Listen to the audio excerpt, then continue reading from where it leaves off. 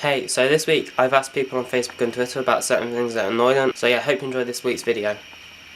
From Twitter, I got buses. Now, I spend quite a lot of time on buses. They generally do annoy me for quite a few reasons. I mean, for one, where I live, they are like so unreliable. Most of the time they're always late, or sometimes they don't turn up. And recently they put up their ticket prices again, so it's just keep getting more and more expensive. Like about 3 years ago, I used to be able to get from where I live into the city for like £2.40 or £2.30. It costs me like £2.80 now. It's like gone up so much and it's annoying. I know it's not a lot, but I don't have that much money, so it's a lot to me in most sense. I got into an argument with a bus driver on, no, it wasn't yesterday, it was the day before. Because they just changed the bus prices, I had the correct change for the old bus prices, and he got pissed off, even though they did not in any way advertise that the bus prices were going up. So like I had to try and find another, the money I had was just enough, so I had to like find pennies and stuff and get them all together, and I dropped them and stuff, and he got really angry. And it's not my fault that I didn't know the bus prices were changing, and it just really pissed me off. Just a pre-warning, this section that I'm about to talk about can be triggering, so if you're triggered by rape, mental health and suicide and stuff, click this here and it will skip this entire section and go to the next bit. People that joke about mental health and suicide and self-harm and rape are just, I don't know how people can joke about it, because it's a real issue and it's a real illness and a problem that people deal with on a daily basis, and it affects their everyday life.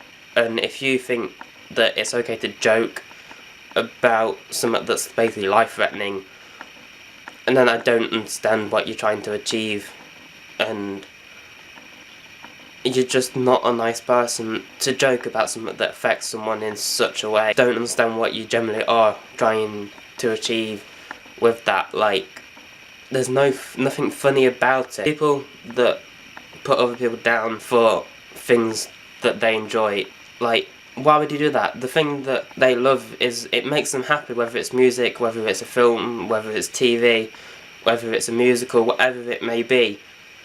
Like, you don't put people down for that because it's something that makes them happy. There's something that they enjoy listening to, enjoy watching, or enjoy doing, like playing video games and doing sport. You just don't put people down for that. Like, just because you don't like it doesn't mean that someone else can't like it.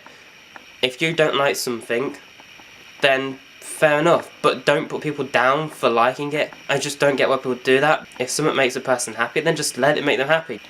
Quick one. People that invite you to hundreds and hundreds of pages and ask for free shit all the time. A few people watching this will get that. Pisses me off.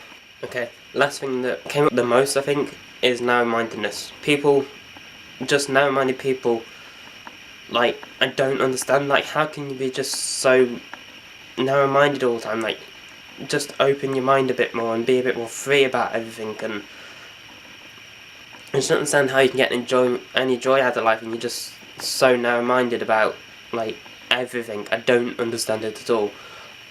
I don't know, it's the one that literally came up the most. Most people mentioned on Twitter and on Facebook. Like, you've got about 3 on Facebook and 1 on Twitter. It's just, I don't understand narrow-mindedness at all, and I'm quite open to literally, like, everything. Like, I just accept everything, mostly everything at least. I just don't understand people that have a closed mind or are narrow-minded. It just doesn't make sense. I just want to do a few quick mentions. Now, recently I've been getting back into reading again, so I've got 3 recommendations if you want to read some new books. My first recommendation is Graffiti by Savannah Brown. Now, this is a collection of poems that she's written over the past few years, the main poem being Graffiti. And if you don't know who Savannah is, she is a YouTuber who mainly focuses on poetry and spoken word. And her writing style is one of my favourites at the moment. Also, I pre-ordered this one, so it is in fact signed by Savannah. The second book I want to talk about is The Drowning of Arthur Braxton. If you know who Luke Cuttleforth is or Luke's Not Sexy, you would have heard of this because he's making a film of this book. And Caroline, the author, is such a lovely person. I've spoken to her quite a bit on Twitter and she is so nice, so I highly recommend this book. And the final book that I want to talk about is Also by Caroline. It is her most recent book called The Finding of Martha Lost. This was not released that long ago. I actually bought it like 2 weeks ago, but I left it with my friend. But I got it 2 days ago, and I've not finished reading it yet. I'm still working on it, but from what I've read so far, it is so good already. So if you want to get a copy of this book, I will leave also a link in the description. I will also link Savannah's Twitter and Caroline's Twitter and Luke's Twitter in the description. So if you want something new to read, there's a good selection for you. I hope you enjoyed this week's video. Remember to like, comment and subscribe, and I will see you guys next week. Bye. Why am I not? I'm just sitting here and still recording.